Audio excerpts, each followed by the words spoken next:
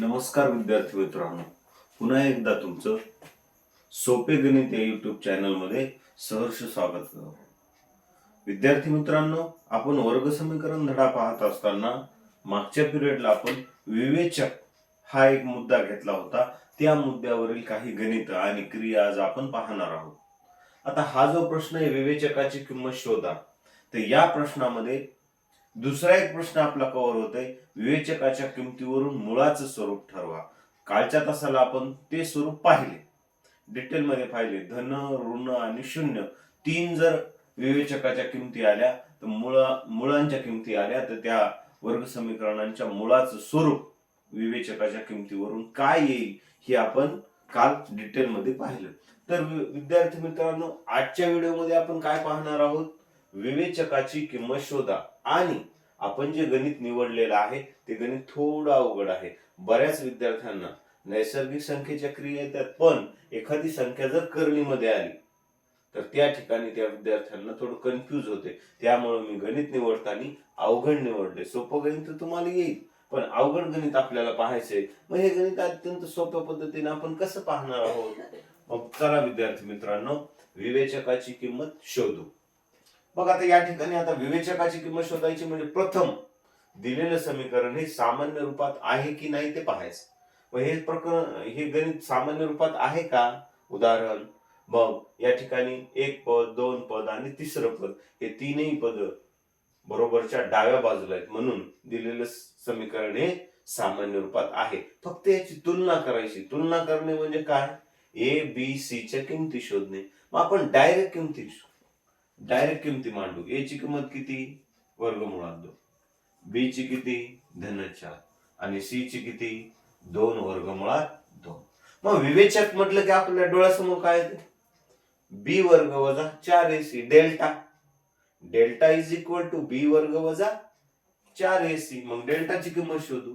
मग डेल्टा बरोबर बी चा वर्ग वजा 4ac बरोबर बी चा वर्ग म्हणजे कशाचा वर्ग, 4 चा वर्ग वजा, मग 4 गुणिला ए म्हणजे किती, वर्गमुळात 2. आणि सी म्हणजे किती, 2 वर्गमुळात 2. लक्ष द्या, काही अवघड नाही. मग आता बघा, 4 चा वर्ग 16 वजा नैसर्गिक संख्येला गुणायचं, कर्निष्ठ संख्येला. इथं कन्फ्युज होऊ द्यायचं नाही. मग 4 न जर 2 ला गुणलं तर 8 गुणिले वर्गमुळात 2 वर्गमुळात 2 म्हणजे दोन्ही पैकी एकच द्यायचं, 2च. कारण वर्गमुळात 2 गुणिले वर्गमुळात 2 वर्गमुळात 4, आणि 4 चं वर्गमूळ किती, 2. त्यामुळे म्हटलं मी, मग 16 वजा 8 दुने 16 म्हणजे विवेचक किती आला तुमचा, 0. काय अवघड आहे का, अजिबात नाही. म्हणजे या ठिकाणी तुम्ही जर कन्फ्युज होत असाल तर पुन्हा लक्ष द्या. नैसर्गिक संख्येला गुणलं, 4 दोन्ही 8, आणि वर्गमुळातला गुणलं म्हणजे वर्गमुळात 4 इज इक्वल टू 2. म्हणजे हे 2. म्हणजे 8 दुने 16, मग 16 वजा 16 0. म्हणजे या ठिकाणी विवेचक किती आला, 0. हा प्रश्न क्लिअर झाला. मग पुढचा प्रश्न आहे आपला, मुळे दिली असता वर्ग समीकरण शोधा. मग आता वर्ग समीकरण दिली असता मुळे शोधायचे, आणि मुळे दिली असता वर्ग समीकरण शोधायचे. म्हणजे हे असे प्रश्न एकमेकावर डिपेंड आहेत, फिरून विचारतात. मग आपण कन्फ्युज न होता आपल्याला काय करायचंय, दिलेले मुळे पण मी मुद्दाम अवघड घेतलेले आहेत. सोपे मुळे तर तुम्ही इझी करू शकता, पण आता अवघड मुळांचं कसं शोधायचं, म्हणून आपण काय करू, लक्ष द्या इकडं. आता जर मुळे दिली, मग आपल्याला पहिल्या मुळाला अल्फा गृहीत धरायचं, दुसऱ्या मुळाला बीटा. म्हणून समजा अल्फा बरोबर 2 वजा वर्गमुळात 5 आणि बीटा बरोबर 2 अधिक वर्गमुळात 5. काय अवघड आहे का, नाही. मग आता एक वेळेस मुळांची बेरीज करायची आणि एक वेळेस मुळांचा गुणाकार. मग मुळांची बेरीज म्हणली की अल्फा अधिक बीटा बरोबर 2 वजा वर्गमुळात 5 अधिक 2 अधिक वर्गमुळात 5. मग आता नैसर्गिक संख्येचं जर बेरीज केली तर 2 अधिक 2 इकडे समोर मांडू आपण. 2 अधिक 2 4. हे ऋण आणि हे धन कटले म्हणजे मुळांची बेरीज किती आली, 4 गुणाकार असता असता तो वर्गमुळात 25 म्हणजेच 5. पण यांची बेरीज आहे, मग बेरजेमध्ये धन ऋण काय होते, कटतात म्हणजे शून्य येतात. मग आता मुळांचा गुणाकार बघा, 2 वजा वर्गमुळात 5 गुणिला 2 अधिक वर्गमुळात 5 बरोबर बेदोनी 4 ऋण गुणिले धन ऋण आणि 5 गुणिले 5 वर्गमुळात 25.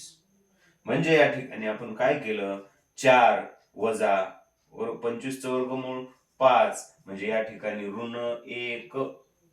कशा आले ऋण 1 कळाले का, 4 वजा वर्गमुळात 25 म्हणजेच 5. 25 चं वर्गमूळ 5 म्हणून 4 मधून 5 जात नाहीत, 5 मधून 4 गेले 1 आणि मोठी संख्या ऋण आहे म्हणून ऋण. म्हणजे मुळांचा गुणाकार किती आला, ऋण 1. मुळांचा गुणाकार ऋण 1 आला तर आपल्याला काय करायचंय, आपल्याला वर्ग समीकरण शोधायचंय. वर्ग समीकरणात सूत्र आहे, काय सूत्र आहे, x वर्ग वजा मुळांची बेरीज गुणिले x अधिक मुळांचा गुणाकार बरोबर 0. मग या ठिकाणी किंमत ठेवायची डायरेक्ट, x चा वर्ग वजाला वजा मुळांची बेरीज किती आली, 4 आली. म्हणून हे 4 जशास तसे म्हणजे 4x आणि मुळांचा गुणाकार आलाय -1 म्हणून -1 बरोबर 0. म्हणून विद्यार्थी मित्रांनो या ठिकाणी आपलं वर्ग समीकरण आले, मुळे दिली असता x वर्ग वजा 4x वजा 1 बरोबर 0. अशा प्रकारे विद्यार्थी मित्रांनो आपण मुळे दिली असता एखादं वर्ग समीकरण चांगल्या पद्धतीने सोडू शकतो. आता आपल्याकडे अपूर्णांक मुळे दिली, आता ही मुळे कशी होती, आपल्या कर्निस्थ संख्येतली अपरिमेय संख्येची. आता या ठिकाणी आपल्याला अपूर्णांक मुळे दिली, त्याचं पण तसंच मुळे कोणतीही असो क्रिया सारखीच. काय करायचंय, समजा अल्फा बरोबर 3/2 म्हणून बीटा बरोबर 1/2 दिलेलीत मूळ. मग आता एक वेळेस मुळांची काय घ्यायची, बेरीज घ्यायची म्हणजे 3/2 अधिक 1/2 बरोबर पाया जर समान असेल तर अंशांशाची क्रिया होते बेरीज वजाबाकी करत असताना.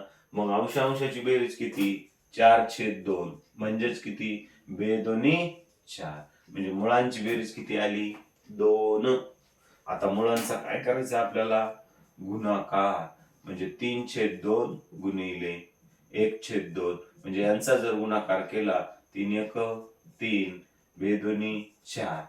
गुणाकारामध्ये काय असतो, अंशानं अंशाला गुणायचं आणि छेदानं छेदाला गुणायचं, सरळ क्रिया करायची. 3 × 3 बेदोनी 4 म्हणजे मुळांचा गुणाकार किती आला, 3/4.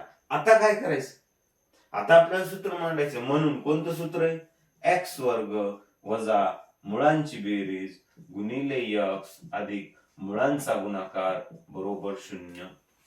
त्या सूत्रात त्या किमती ठेवू आपण.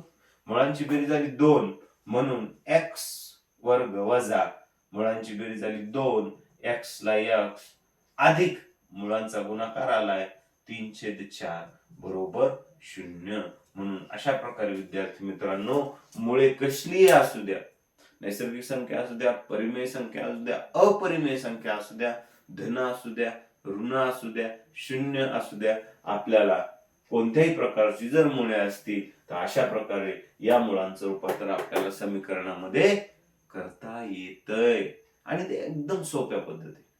तर अशा प्रकारे विद्यार्थी मित्रांनो आपण परीक्षेच्या दृष्टीनं जी काही सोपी सोपी गणित आहेत ती येऊ शकतात, संभाव्य अवघड पण असू द्या पण जी परीक्षेला विचारू शकतात अशा गणिताचा संग्रह आपण करणार आहोत आणि तुमच्या समोर मांडणार आहोत. सोपे गणित या युट्यूब चॅनलच्या माध्यमातून तुम्हाला गणिताचा पेपर नक्कीच सोपा जाईल याची खात्री मी देतो. फक्त तुम्ही माझ्या चॅनल सोबत राहा आणि दिलेला अभ्यास, शाळेत सरांनी दिलेला अभ्यास असो किंवा मग कोणताही अभ्यास असो, तुम्ही योग्य रेग्युलर दररोज गणिताचा अभ्यास करा. या ठिकाणी याचं तुम्ही स्क्रीनशॉट काढून तुमच्या वहीमध्ये याचं संग्रह करा. तर आजचा व्हिडिओ तुम्हाला आवडलाच असेल तर मग पुन्हा भेटूया उद्या नवनवीन व्हिडिओ घेऊन. तोपर्यंत गुड नाईट.